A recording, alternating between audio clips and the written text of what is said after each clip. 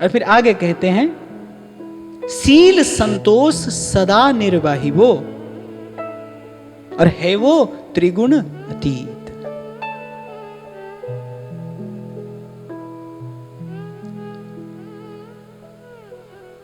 ये दो बातें, इस पर मैं चाहूंगा मैं विस्तार से कहूं और आप बड़े ध्यान से सुने। दो बातें मैंने कहा, अभी थोड़ी देर पहले मैंने आपसे कहा ना, पिछले कुछ दशकों में बड़ी दुर्व्याख्याएं हुई और हमने भगवान को, भक्ति को बहुत सस्ता समझ लिया। अरे भाई, भक्ति तो वो है जिसके लिए श्रीमद् भागवत में भगवान अपने मुख से कह रहे हैं, मुक्तिम ददाति करहिचित स्मन भक्ति योगम। बोले मुक्ति देता हूं पर भक्ति नहीं देता हूं। कितने आहत हो गए श्री महाप्रभु जी जब नाहरमल जी ने छोटी सी बात कह दी, वो भी केवल महाप्रभु जी के सुख का विचार करके छोटी सी बात कह दी कि ये कार्य किसी से करा लेंगे, रुपया देकर करा लेंगे। महाप्रभु क्या कहते हैं कि जो भक्ति, जो सेवा कोटि कोटि जन्म यत्न करके मैंने संतों की कृपा से पाई है, तू उसे नौकर का काम बताता है। और आप देखो कितने प्रिय है नाहरमल जी, लेकिन महाप्रभु कितने आहत हो गए, क्या कह बैठे कि तेरा मुख देखने से भजन भाव की हानि होती है, इसलिए आज के पीछे मेरे सन्मुख मत आना। तू घोर रजोगुण लेकर वृंदावन आता है, ये तो निष्किंचनों की भूमि है, ये तो निष्किंचनों की भूमि है, और तू घोर रजोगुण लेकर वृंदावन आता है, आज के पीछे अपना मुख मत दिखाना। भगवान रुक्मिणी जी से कह रहे हैं, द्वारिकाधीश द्वारिका के महलों में बैठकर, कि आप कहां आ गई हमारे पास, आप लक्ष्मी, आप हमारे पास कहां आ गई। भगवान कह रहे मैं तो निष्किंचन हूं और निष्किंचन ही मुझे प्यारे हैं। निष्किंचन जन प्रिया। भगवान कह रहे हैं श्री रुक्मिणी जी से कि मैं भी निष्किंचन हूं और निष्किंचन ही मुझे प्यारे हैं। हमारा तो एक प्रेम से ही कार्य चल जाता है, प्रेम ही पा लेते हैं, प्रेम से ही संतुष्ट हो जाते हैं और प्रेम का ही दान करते हैं।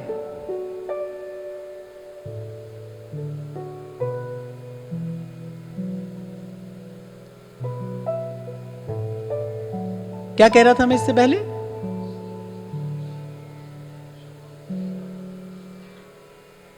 नहीं, इससे पहले कुछ और कह रहा था मैं।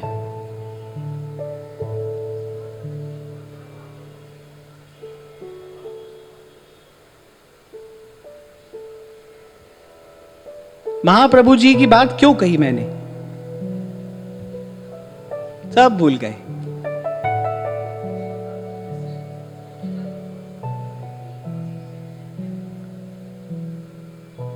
मैं ये कह रहा था आपसे, ऐसे थोड़ा थोड़ा मुझे आपको ठोकना पीटना पड़ता है ना। मैं आपसे ये कह रहा था कि भाई पिछले कुछ दशकों में बड़ी दुर्व्याख्याएं हुई, हमने भक्ति को बड़ा साधारण सस्ता समझ लिया। भगवान कह रहे हैं मुक्तिम ददाति करहिचित स्मन भक्ति योगम।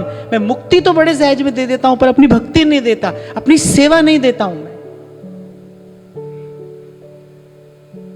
और कभी कभी क्या होता है कि इन वाक्यों का दुरुपयोग हम अपने जीवन में करने लगते हैं।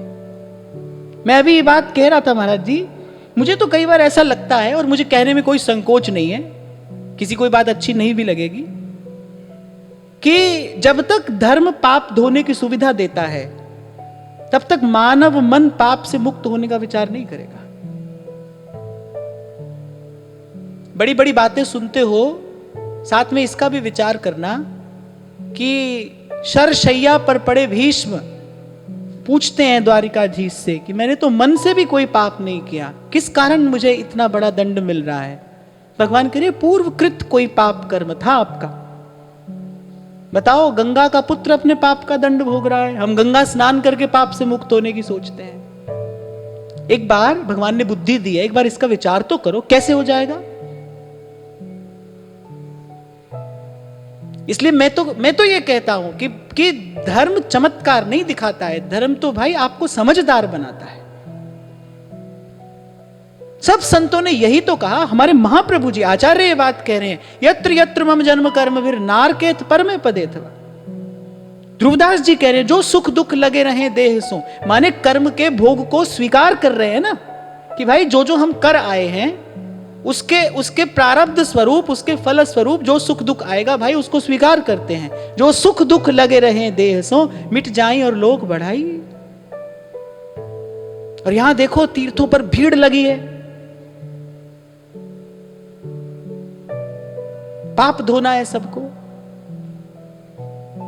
जानने वाला अनुभवी महापुरुष कहता है, संसार रोगी नाम दारू मैल लागे सच बिना। अगर नहाना ही है, तीर्थ नहाना है, तो तीर्थ नावण जाऊं, तीर्थ नाम है, गुरु का ज्ञान तीर्थ है।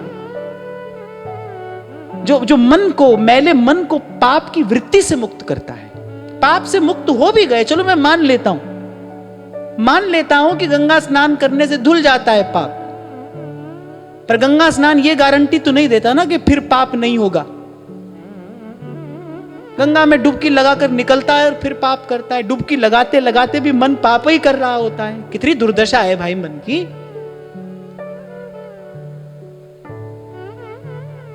तो बात तो तब बने ना जब अंतःकरण शुद्ध हो जाए, जब फिर से पाप ना हो, पुनः पाप में प्रवृत्ति ना हो। इसलिए डोंगरे जी महाराज कहते थे, पुण्य कमाना आसान है भाई, पाप छोड़ना कठिन है। पाप छूटे, मन का मैल छूटे। सोई गुरुओं की वाणी कहती है,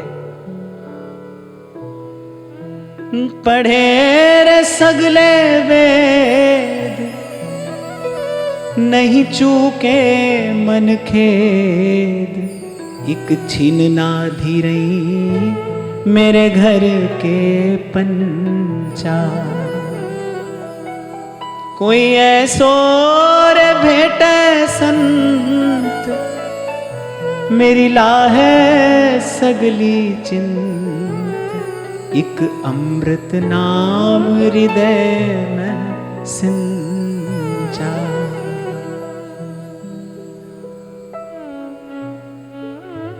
पाप में प्रवृत्ति छूटे, मन पाप छोड़े। उपलब्धि ये है। और कब तक इसी पाप पुण्य के, कब तक इसी लेने देने के, कब तक इसी आने जाने के, कब तक इसी जीने मरने के द्वंद में आप पड़े ही रहोगे। इच्छा है तो पड़े रहो, उसमें पड़े रहने के लिए कोई प्रयास नहीं करना है। ये जो कह रहे हैं ना, जत की जटा, यत्न किसके लिए करना है? संसार को पाने के लिए कोई यत्न थोड़ी करना है, वो तो भाई मिला ही है। संसार का संकल्प करने के लिए कोई अभ्यास थोड़ी करना पड़ता है। संसार का संकल्प करने के लिए माला थोड़ी फेरनी पड़ती है। संसार का संकल्प करने के लिए ये आहार विहार की साधना थोड़ी करनी है। संसार तो मिला मिलाया है, खूब मिला है। इससे मुक्त होने के लिए, इस द्वंद से पार जाने के लिए, वहां जहां गगन में आवाज हो रही झीली झीली, गगन में आवाज हो रही झीली झीली, वहां के लिए प्रयास करना है। तो इस तरफ नहीं जाना है, हमको नहीं जाना है इस तरफ।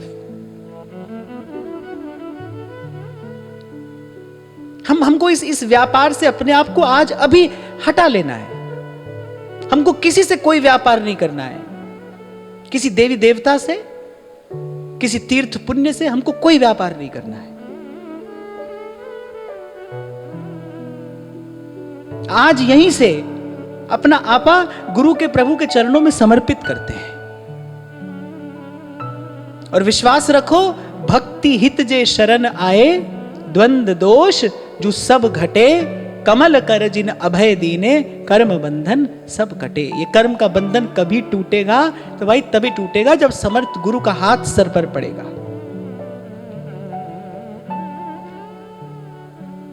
तीर्थ दान धर्म नहीं छुड़ाएगा भाई, इससे गुरु छुड़ाएगा।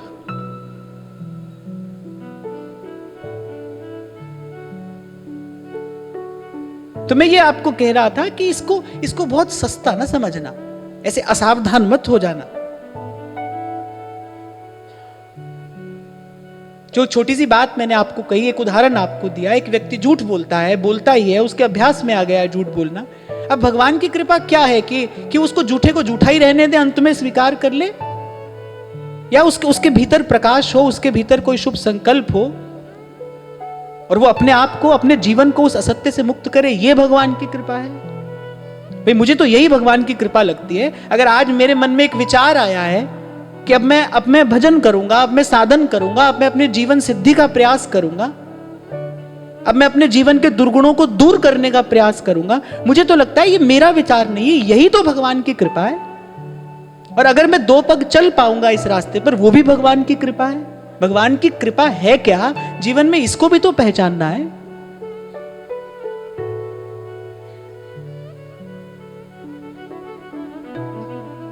तो तन को साधते हुए फिर मन, अल्प आहार सुलभ सी निद्रा, दया क्षमा तन प्रीत, और फिर उसके बाद कह रहे हैं सील संतोख सदा निर्वाही। ये 2 बातें मैं निवेदन ये कर रहा था, मैं विस्तार से कहूं, आप ध्यान से सुनना। ये 2 बात आपके जीवन में, और सदा शब्द का प्रयोग कर रहे हैं महापुरुष, यानी ये सदा रहे जीवन में। सबसे पहले शील, भगवान शील निधान है। कबीर एक बात कहते हैं, कहते पतिव्रता मैली भली, काली कुचल कुरूप। एक पतिव्रता स्त्री मैले कुचैले कपड़ों में हो, काली कुचल कुरूप, और बोले कुरूप हो, बोले पतिव्रता के रूप पे वारों कोटि स्वरूप।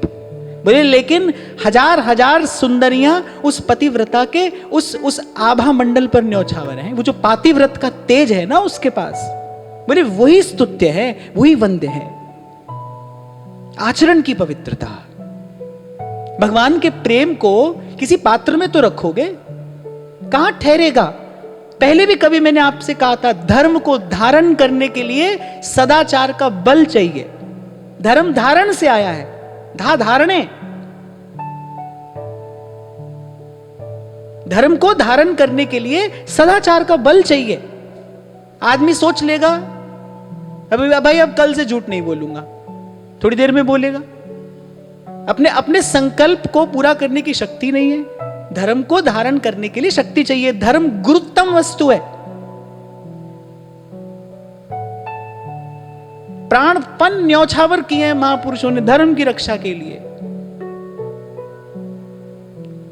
नवे गुरु श्री तेग बहादुर साहब को जब ले गए औरंगजेब के सैनिक, कितनी क्रूरता उनके और उनके सिख सिपाहियों के साथ में हुई। और कहते अंत में जब श्री गुरु तेग बहादुर साहब से जब पूछा औरंगजेब ने कि अभी भी अगर आप इस्लाम कबूल कर लेते हैं तो हम आपकी जान बख्श देंगे, और गुरु साहब क्या उत्तर देते हैं कि बाह जिनादी पकड़ी है, सिर जाए बाह नहीं छोड़िए। और गुरु तेग बहादुर बोलिया तड़पे धर्म नहीं छोड़िए। ये जो आज आप और मैं सर ऊंचा करके जी रहे हैं ना भाई, उसके मूल में इन महापुरुषों का बलिदान है।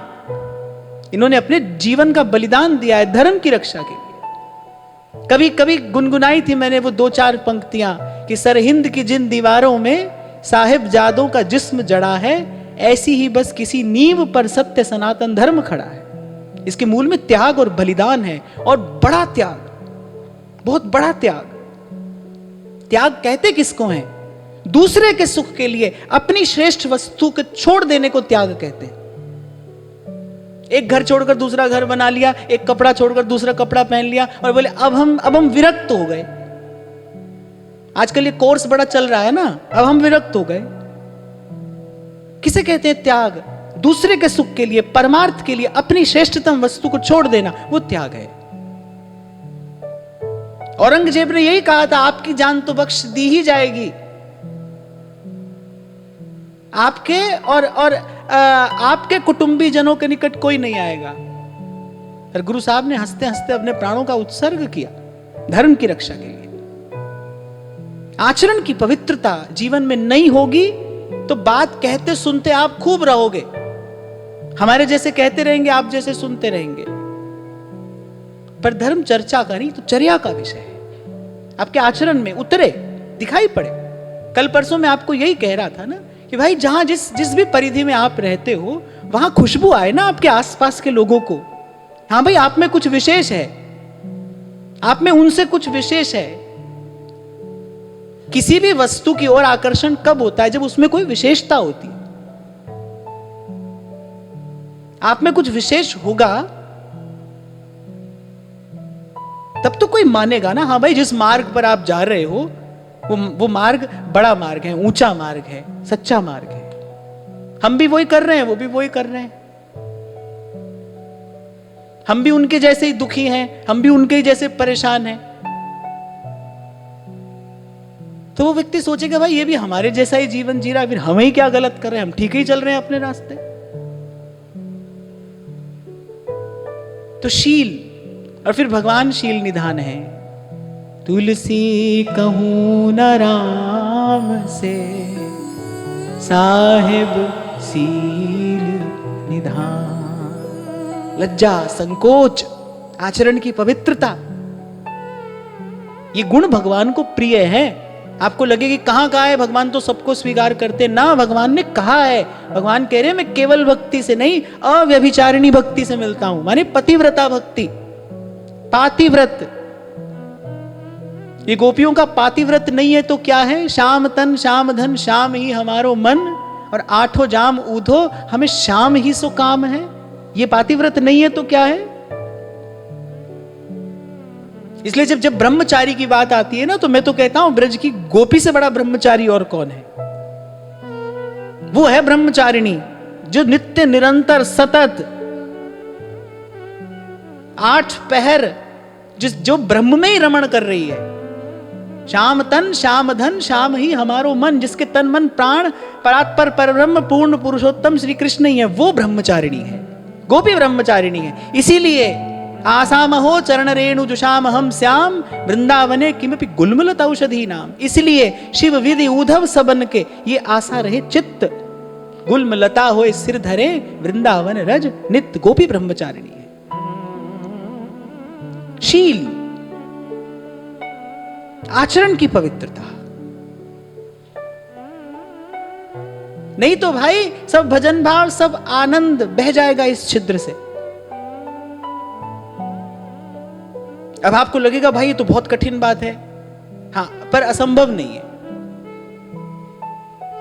पर असंभव नहीं है, आप कर सकते हो। और मैं कहता हूं कि पहले तो भारतवर्ष में मनुष्य का जन्म मिला, फिर वृंदावन धाम, संत पुरुषों की वाणी, संतों का सानिध्य, ये सत्संग मिला। तो अब प्रयास नहीं करोगे तो फिर कब करोगे?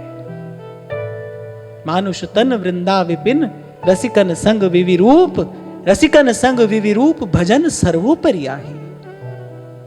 हित ध्रुव दे मन रंग, लेहु पल पल अवगाही। जो छिन जात सो फिरत नहीं, करहु उपाय अपार। सकल सयान पुछाड़ भज, दुर्लभ है ये बात। फूलों के गुच्छे सा जीवन होना, कूड़े का ढेर नहीं बनाना है अपने जीवन को, पुष्प गुच्छ सा महकता जीवन। मैंने पहले भी कभी आपसे कहा था, हम तो बस इतना करें कि ये जीवन रूपी पुष्प इतनी सुंदरता से खिल जाए कि कभी प्रभु के किसी प्यारे जन की, किसी निज जन की इस पुष्प पर दृष्टि पड़े और बस वो इसे ले जाकर प्रभु के चरणों में निवेदन कर दे। हमारा जीवन रूपी पुष्प ऐसा खिला हो, सुवास आती हो इससे सद्गुणों की। और आज के इस सत्र के प्रसाद स्वरूप यही बात आपको यहां से लेकर जानी है। आज की सारी चर्चा में यही एक मुख्य बात जो मैं आप तक पहुंचाना चाह रहा हूं, वो है अपने आचरण की पवित्रता। आपका आचरण पवित्र हो, जीवन में व्यभिचार ना हो किसी भी प्रकार का, न तन का न मन का, न तन का व्यभिचार न मन का व्यभिचार। अधर्म की छांव में फलता हुआ सुख केवल भ्रम है, केवल भ्रम, उसमें कुछ और नहीं है। वैसे तो संसार में मिलने वाला प्रत्येक सुख क्षणिक ही तो है, क्षण भंगुर है, आता है और दुख का बीज डालकर चला जाता है। पर जो क्षणिक सुख भी आप अधर्म की छांव में जाकर पा रहे हैं, वो तो भयंकर दुख का कारण है। अरे फिर फांसी ऐसी परे, तिहि सम दुख न हुई।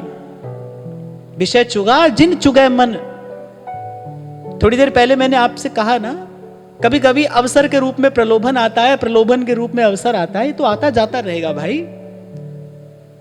पर शूरवीर की भांति अपने संकल्प से टले नहीं। इसलिए मैंने वो 4 पंक्तियां सुनाई आपको। ये राष्ट्र कवि की पंक्तियां मुझे बड़ी प्यारी हैं और इन्होंने मुझे पग पग पर बहुत बार संभाला है कि भाई चल पड़े अब तो इस रास्ते पर। लेकिन नौका तट छोड़ चली। मैं अपनी यात्रा का भी यदि विचार करूं तो जब चला था तो खबर नहीं थी ना यहां तक आ जाऊंगा। क्या खबर थी? कुछ भी नहीं आता था, कुछ भी तो नहीं आता था। और मैंने तो आपसे कहा था कि हमारी तो शायद 7 पीढ़ी में कोई वृंदावन नहीं आया हो हमसे पहले। लेकिन नौका तट छोड़ चली और पता नहीं किस ओर चली। यह भी पता नहीं कि यह जीवन रूपी नौका कहां जा रही है, पता नहीं किस ओर चली। और ऐसा समय आया जब बीच नदी की धारा है और सूझता न कूल किनारा है कि भाई अब क्या करेंगे।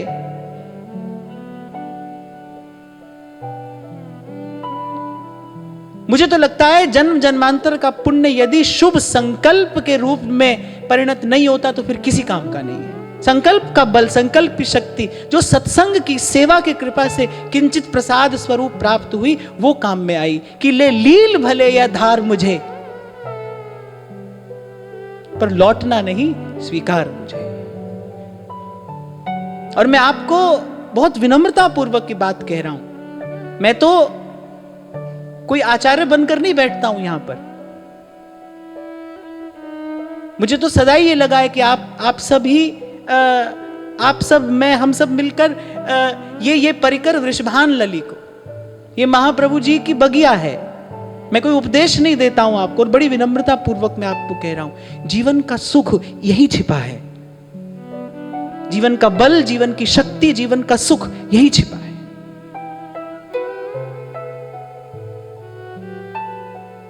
अपने संकल्प से टलना नहीं। प्रकृति भर देगी, आपके रोम रोम को आनंद से भर देगी। आपको रास्ता ढूंढना नहीं पड़ेगा, आप जहां पैर रखोगे वहीं रास्ता बनेगा। एक कहने वाला बड़ी सुंदर बात कहता है दयारे इश्क में अपना मकाम पैदा कर और नया जमाना नए सुबह शाम पैदा कर। मजहब तेरा अमीरी नहीं फकीरी है, मजहब तेरा अमीरी नहीं फकीरी है। खुदी न बेच और गरीबी में नाम पैदा कर, दयारे इश्क में अपना मकाम पैदा कर। इसके लिए जीवन मिला है।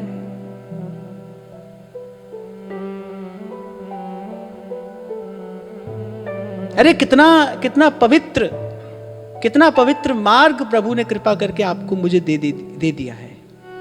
हमारे माथे पर वृंदावन की रज है, हमारे गले में पवित्र तुलसी की मालिका है, हमारे हाथ में जप की माला है। व्यास जी अपनी वाणी में कहते हैं मूंड मुंडाए की लाज निभइए। ये जो वेश आपको मिल गया है, अरे कुछ इसकी लज्जा रखिए। मूंड मुंडाए की लाज निभइए। स्वामी श्री हरिदास जी महाराज भी कहते हैं ना, कह रहे और तो भूलें जिन भूलें पर तुम जिन भूलो मालाधारी। अरे तुम्हारे गले में तो ये माला है, तुम्हारी जिह्वा पर तो गुरु ने हरि का नाम नचाया है, तुम्हारे माथे पर तिलक है। अरे और तो भूले जिन भूले, कोई भूले पर तुम जिन भूलो मालाधारी। शील,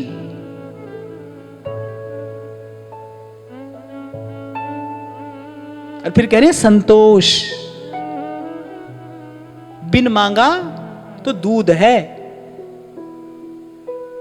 और मांग मिले तो पानी, और कह कबीर वो खून है जामे खींचा तानी। अरे एक बार भरोसा तो रखिए, जो आपके हिस्से का है वो झोली में आकर गिरता है। कल यही तो आपसे मैं कह रहा था, हमको कुछ नहीं करना है भाई, क्योंकि हमने देख लिया कि करने से केवल कर्तापन का अभिमान हाथ आया। गुण गुण में बरत रहा है, गीता में भगवान कह रहे हैं अरे गुण गुण में बरत रहा है, आप कुछ नहीं कर रहे हैं। आपका करना ही आपके बंधन में पड़ने का कारण बना हुआ है। दृष्टा बन के देखिए, यद्यपि ये सरल नहीं है, ईमानदारी से दृष्टा हो जाना सरल नहीं है। व्यक्ति सब कर सकता है पर अपनी चतुराई नहीं छोड़ सकता है ना। अपने स्वार्थ की बात कभी यहां से पकड़ी, कभी वहां से पकड़ी। और इसके लिए गुरुजनों के सतत मार्गदर्शन की भी आवश्यकता है। केवल हमारी बात सुनकर नहीं लग जाना। कभी शायद मैंने आपको सुनाई थी ना एक छोटी सी बात, सच्ची घटना थी। कहीं गीता का प्रवचन होता था, एक माता ने सुन लिया। भगवान जो महात्मा थे वो कह रहे थे आत्मा न जीता है, न मरता है, न आत्मा कुछ करता है, और तुम शरीर नहीं हो, तुम आत्मा हो। अब घर पहुंची, पति ने कहा भोजन लाओ। बोली नहीं, आत्मा कुछ नहीं करता है, आत्मा न जीता है, न मरता है, न कुछ करता है। 1 दिन हुआ, 2 दिन हुआ, 3 दिन हुआ। पति ने कहा कहां से पढ़ के आई हो ये पाठ, हमको भी लेके चलो। अब पति देव जाकर महात्मा पर सवार हो गए। अब महात्मा ने कहा रोग हमने लगाया है, दवा भी हम ही बताते हैं। महात्मा ने कान में कुछ खुसर पुसर की। अब जब घर पहुंचे फिर कहा बोले भोजन लाओ। धर्मपत्नी बैठी है, बोली नहीं, आत्मा कुछ नहीं करता है। पति ने लगाई दिया सलाई, और जैसी लगाने लगी बोली ये क्या करते हो। बोले नहीं तुम बैठो, आत्मा कुछ नहीं करता है, ना जीता है, ना मरता है, ना कुछ करता है, तुम बैठो। तो ऐसे अपने लाभ के लिए मत सुनना। जो दृष्टा होगा फिर तो वो केवल दृष्टा है, केवल दृष्टा। कभी कहा था मैंने आपसे, जब तक जीव करता है तब तक ईश्वर दृष्टा है, क्योंकि कर्ता एक ही है। महाराज ने श्री जपजी साहिब में सबसे पहली बात ही यही कही, सबसे पहला रहस्य यही उद्घाटित किया, एक ओंकार कर्ता। कर्ता तो एक है, कर्ता 2 नहीं हो सकते। तो जब तक जीव करता है तब तक ईश्वर दृष्टा बना देखता है, वो केवल देखता है। जीव करता है और फिर भरता है। तो प्रभु कहते हैं जब तक तू करता है तब तक मैं दृष्टा हूं, और जिस क्षण तू समर्पित हो जाता है मैं उसी क्षण तेरे लिए उपस्थित हो जाता हूं। और उपस्थित हो जाते हैं भगवान, हो जाते हैं, उसी क्षण उपस्थित होते हैं।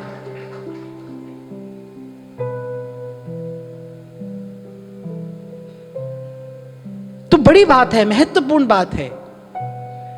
इसलिए कोई ये ना समझे कि कहां कही है भगवान ने बात, भगवान तो किसी को भी स्वीकार करेंगे, करेंगे, पर थोड़ी टर्म एंड कंडीशन लगाई है भगवान ने।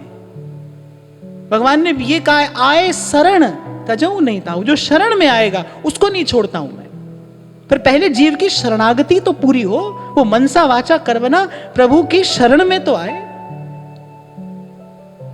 इसलिए मैंने कहा कि अगर जीवन में आचरण की पवित्रता नहीं होगी तो ये तो भाई कच्चा पारा है, खाए पचेगा नहीं।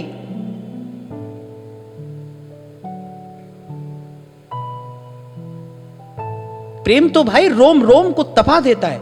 कैसे धारण करोगे उस गरिष्ठतम वस्तु को।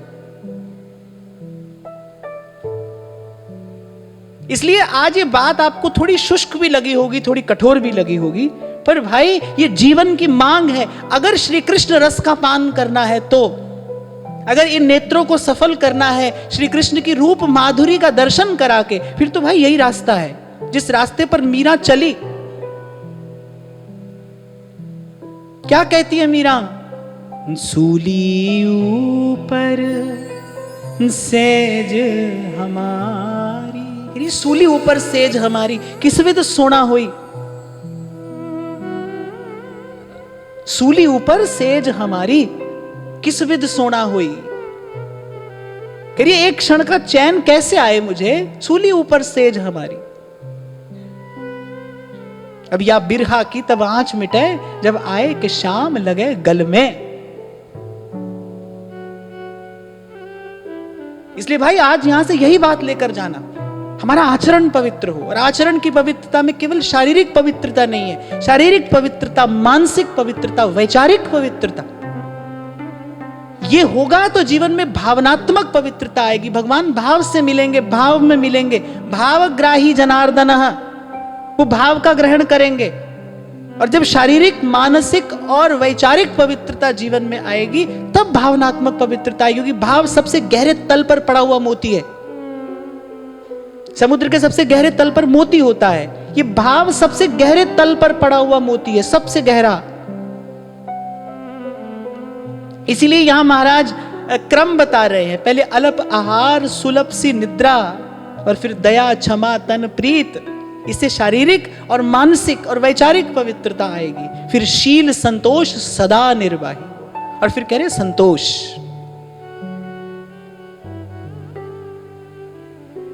कहने सुनने से नहीं होता है भाई संतोष। संतोष तो भीतर से, संतोष तो तृप्ति का फल है। जब भीतर से तृप्ति हो जाती है तब दौड़ भाग समाप्त हो जाती है। संतोष, और ये दोनों साथ साथ रहेंगे, शील और संतोष। जिसके जीवन में शील नहीं है, जिसके जीवन में पातिव्रत नहीं है, जिसके जीवन में अनन्यता नहीं है, जिसके जीवन में अव्यभिचार नहीं है, उसके जीवन में कभी संतोष नहीं आ सकता। उसका मन दौड़ भाग करता भी रहेगा और उससे कराता भी रहेगा। शील और संतोष सदा संग संग रहेंगे। कहते हैं तिनके की ओट में जगदम्बा जान की बात करती थी रावण से। तिनके की ओट में मैले कुचैले वस्त्र हैं, वर्ष भर वस्त्र नहीं बदले। जब जब रावण आता है तो तिनके की ओट में रावण से बात करती है। रावण चंद्रहास लेकर आया था, शिव द्वारा प्रदत्त खड्ग है जिससे काल को भी भयभीत कर दिया था रावण ने। लेकिन कहते हैं जब जब जगदम्बा के सन्मुख आता था हाथ से खड्ग छूट जाता था, खड्ग धारण नहीं कर सकता था रावण, और श्री जानकी जी के तेज की ओर देख नहीं सकता था, दृष्टि उठाकर नहीं देखा रावण ने। और जब हनुमान जी ने आकर देखा कि कैसी कैसी जगदम्बा की दशा है, नाम पाहरू दिवस निसी, ध्यान तुम्हार कपाट, लोचन निज पद जंत्रित, प्राण जाहि के बार। और भाई हमने इतने साल ये सब कह सुनकर कमाया क्या है? एक संकल्प का बल ही तो कमाया है। प्रभु ने वही तो हमको प्रसाद दिया है।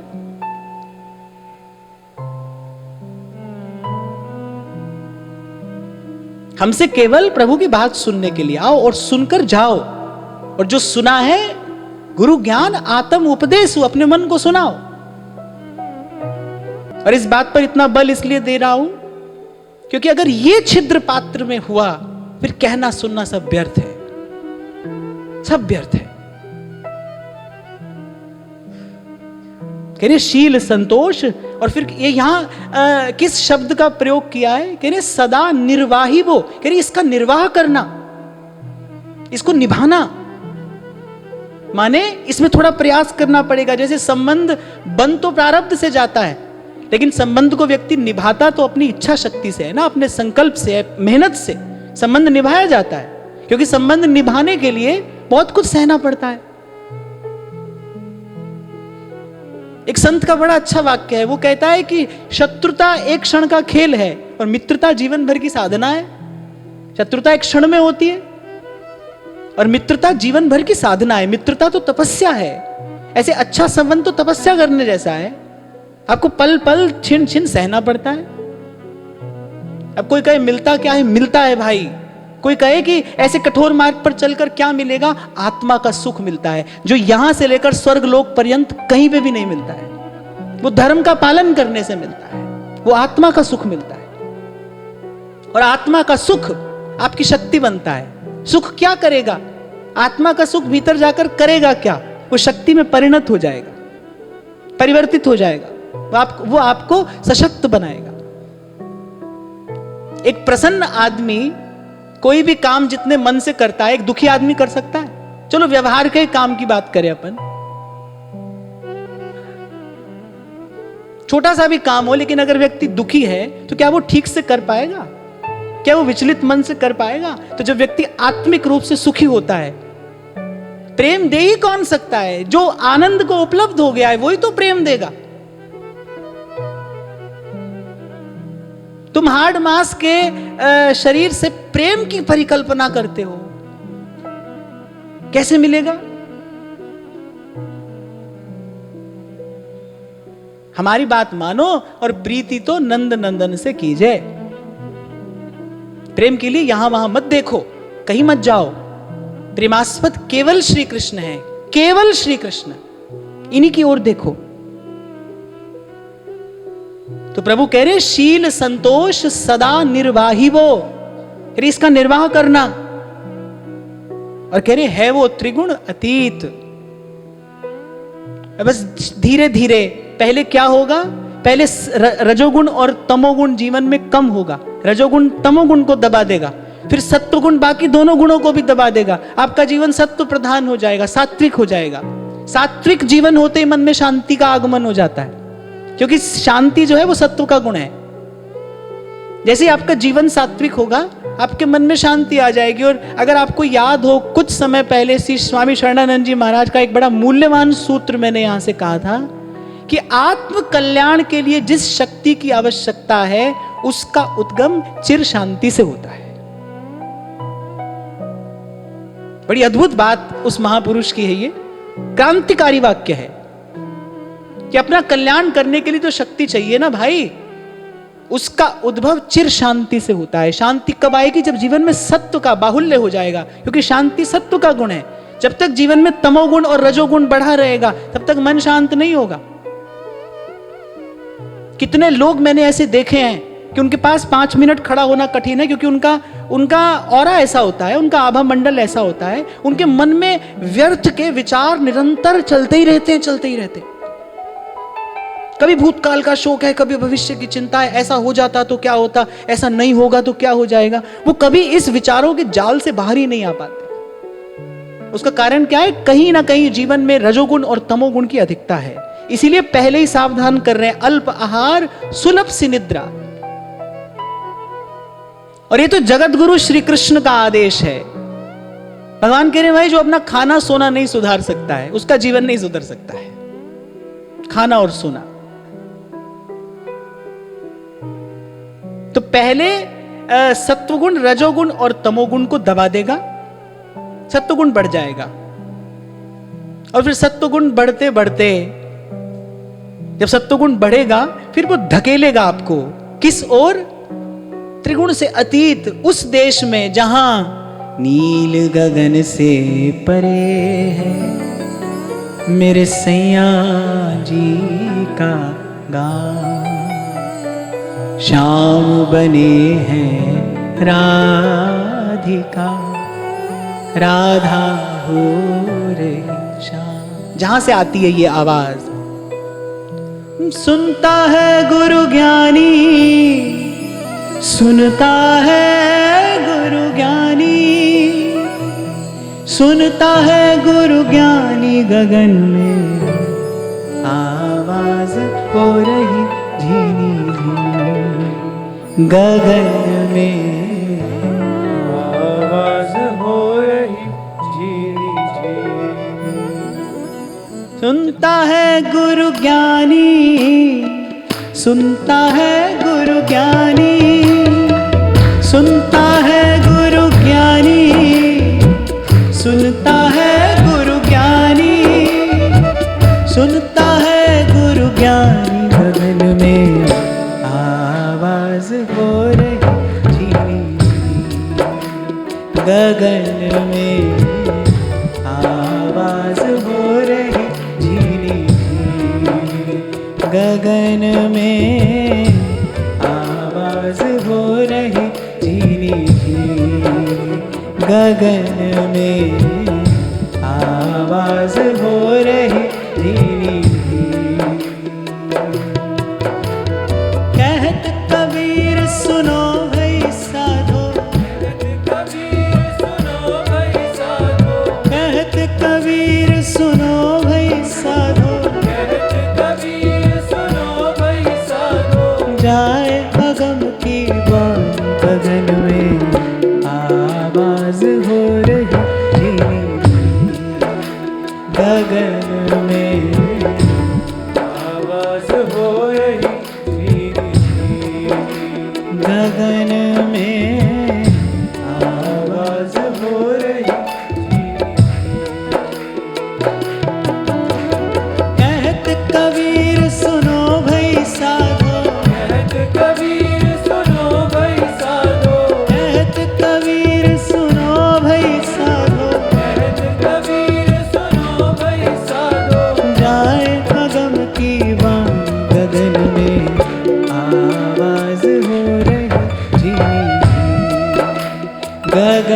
में आवाज हो रही धीमी, गगन में आवाज हो रही धीमी, गगन में आवाज हो रही धीमी।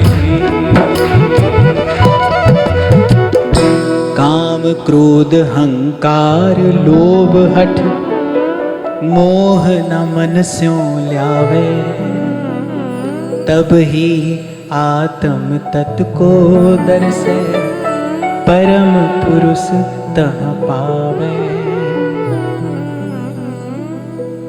रे मन ऐसे कर संन्यास, रे मन ऐसे कर ये काम क्रोध लोभ मोह अहंकार जो सब आप और मैं कहते हैं सुनते हैं, भाई ये तो फल फूल है ना, इनका बीज कहीं और है। जब तक बीज भूमि में रहेगा तब तक फल फूल आते रहेंगे आते रहेंगे। आप देखो एक एक कामना का फूल आता है, उसको किसी तरीके से हम कभी पूरा कर देते हैं और कभी वो अपूर्ण आपके अंतःकरण पर कोई घाव छोड़कर चला जाता है, फिर नया फल आता है, फिर नया फूल आता है। ये क्रम चलता ही तो रहता है, क्योंकि इसका बीज कहीं और है, इसका बीज त्रिगुण है। इसीलिए महाप्रभु कह रहे हैं जिन अब भ्रमहि गुण सलिल पर, त्रिगुण इसका बीज है। सत्व रज तम, ये तीन गुण। मैंने कहा ना, जब बात समझ आती है, जब गुरु की कृपा से, जब गुरु के चरण रज से आंज लिए जाते हैं अपने ज्ञान चक्षु, जब खुल जाती है अंदर की आंख और समझ में आता है भाई गुण गुण में बरत रहा है। जब तक त्रिगुण की परिधि में आप और मैं रहेंगे तब तक त्रिगुण का परिणाम रहेगा। इसीलिए महाप्रभु कह रहे हैं जिन अब भ्रमहि गुण सलिल पर। गीता में भगवान ने कहा त्रैगुण्य विषया वेदा निस्त्रैगुण्य भवार्जुन। अगर मुझे जानना है तो भगवान कह रहे तू त्रिगुणातीत हो जा, त्रिगुण से अतीत। अरे भगवान तो कह रहे त्रैगुण्य विषया वेदा निस्त्रैगुण्य भवार्जुन। और त्रैगुण से अतीत होने की विधि महाप्रभु ने कही, हरि पद भज न विलंब कर, सब तज भजिए नंद कुमार। और भजे ते काज सरे नहीं, और मिटे न जग जंजार, सब तज भजिए नंद कुमार। ये बात कह रही, सब करने के बाद क्या होगा? तभी आत्म तत्व को दर्शे, अपने स्वरूप को जानेगा। और जब अपने स्वरूप को जानेगा तब खबर पड़ेगी कौन हूं मैं। गोपी ने पहले आत्म स्वरूप का साक्षात्कार किया, तभी तो श्री कृष्ण को उत्तर दे पाई। जब श्री कृष्ण ने कहा कि आ गई तुम आधी रात को पर पुरुष के पास, तो गोपी कह रही है अब हमें छलिए मत ठगिए मत, हम पर पुरुष के पास नहीं परम पुरुष के पास आई हैं। हमारे जन्म जन्म के स्वामी आप हैं, हमारे भव भव के भरतार आप हैं, आपके पास आई हैं। अब ना किसी को जानती है ना पहचानती है, ना किसी से हमारा कोई परिचय, ना हमें परिचय रखना है। आप तक आने के लिए सब है, आपके आ जाने के बाद केवल आप हैं, आप हैं, केवल आप। तो पहले आत्म तत्व को देखा गोपी ने, कौन हूं मैं। और त्रिगुण से अतीत होकर जब आत्म साक्षात्कार होता है, कह रहे तब परम पुरुष तहां पावे। ऐसे हाथ नहीं आता है कन्हैया, ऐसे हाथ नहीं आता है, इतना सस्ता नहीं समझना आप।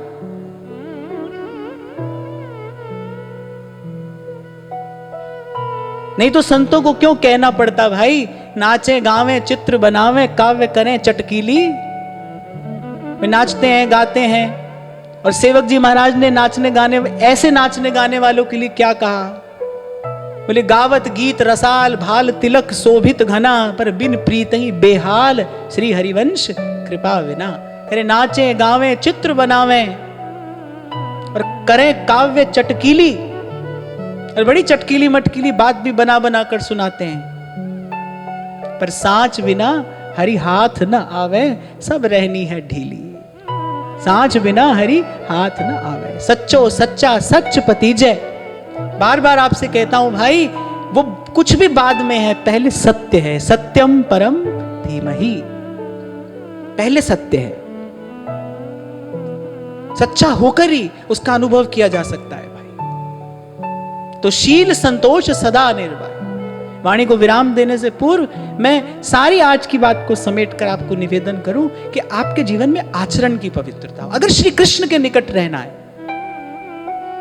श्री कृष्ण पांडवों के पक्ष में नहीं थे, श्री कृष्ण धर्म के पक्ष में थे। पांडव धर्म के पक्ष में खड़े। कैसा धर्म है धर्मराज युधिष्ठिर का, वो श्री कृष्ण के कहने पर भी असत्य भाषण को तैयार नहीं है। कह रहे नहीं, मैं झूठ नहीं बोलूंगा। इसी गुण पर रीझ कर द्वारिकाधीश ने पांडवों का पक्ष लिया। नहीं तो भाई भगवान के लिए तो जैसे कौरव वैसे पांडव, सब मम प्रिय सब मम उपजाए। धर्म के पक्ष में हम चाहें प्रभु रहे हमारे अंग संग, फिर भाई बने रहना। गुरुजनों ने जो मार्ग दिखाया है, इस मार्ग पर बने रहना और डटे रहना। और मैं फिर दोहराता हूं कि लेकिन नौका तट छोड़ चली, पता नहीं किस ओर चली। कभी कभी लगेगा कि भाई कहां जा रही है जीवन की नैया, ये बीच नदी की धारा है, सूझता ना कोई किनारा है। पर ले लील भले या धार मुझे, लौटना नहीं स्वीकार मुझे। जाना तो है ही भाई, ये शरीर तो जाएगा ही, सत्कार्य के लिए जाए, धर्म को धारण करते हुए जाए, धर्म की रक्षा करते हुए जाए। जही पत राख है धर्म की, तेई राख है करतार। विकट से विकट, प्रतिकूल से प्रतिकूल परिस्थिति में भी पांडवों ने धर्म नहीं छोड़ा। कितना दुख पाया। आप अगर महाभारत खोलकर पढ़े तो जब से जन्मे तब से अंत तक पांडवों के जीवन में सुख आया ही कहां भाई। फिर एक बहुत अच्छी पंक्ति मैंने कहीं लिखी हुई पढ़ी कि अगर पांडवों से विवशता आएगी तो फिर हिस्से में कृष्ण भी आएंगे। अगर पांडवों से प्रतिकूलता आ रही है ना, तो फिर समझना हिस्से में कृष्ण भी आएंगे। यह तो धर्मस्ततो जयः। और ये बात कहकर मैं वाणी को विराम दूं, क्योंकि प्रभु ने कृपा करके मुझे किंचित अपने चरणों के निकट रखा है। तो ऐसे ही इनका स्वभाव आपसे बता रहा हूं कि इनको धर्म प्रिय है, इनको धर्म प्रिय है, इनको सत्य प्रिय है, इनको शील प्रिय है, इनको संतोष प्रिय है।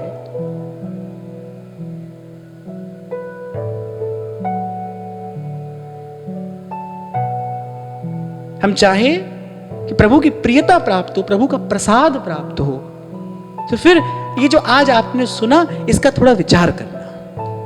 आज की वार्ता यही श्री जी के चरणों में निवेदन करते हुए महाराज श्री के चरणों में प्रणाम। आप सबके हृदय स्थित प्रभु को नमन।